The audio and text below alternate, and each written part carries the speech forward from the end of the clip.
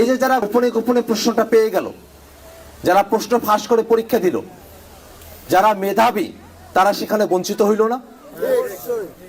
তাহলে যারা প্রশ্ন কিনতে পারলো, টাকা পয়সা খরচ করতে পারলো, এরা এই প্রাইমারি পরীক্ষাটাতে এরা টিচার হয়ে যদি আসে, তাহলে আমাদের ছেলে মেয়েদেরকে তারা শেখাবে কি?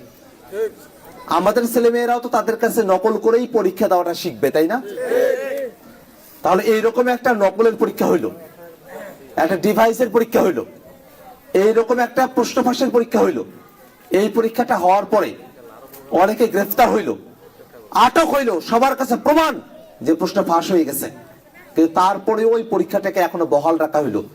এটা কি কোনোভাবে আমরা যে 24-এর অভ্যুত্থানের সময়টাতে কোটা না মেধা, মেধা মেধা স্লোগান দিয়েছিলাম, এটা কি মেধার পক্ষে হইলো না এটা প্রশ্ন ফাঁসের পক্ষে হইলো? এই প্রশ্ন ফাঁস বন্ধ করা দরকার আছে না? আমরা এখান থেকে সরকারের কাছে দাবি জানাই যে প্রশ্ন ফাঁসের নিয়োগ পরীক্ষা হয়েছে, যেটার অকাট্য প্রমাণ আছে, ওই পরীক্ষা বহাল রাখা চলবে না।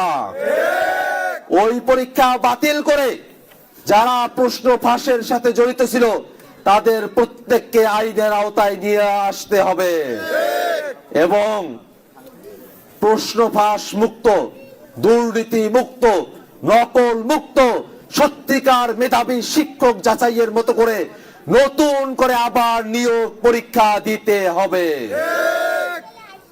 ভাইরা আমার, আমাদের দেশটা এরকম অনিয়মে ভরপুর হয়ে আছে। এই অনিয়মে ভরপুর থাকার কারণে আমরা আমাদের দেশটাকে নিয়ে আগাইতে পারিনি।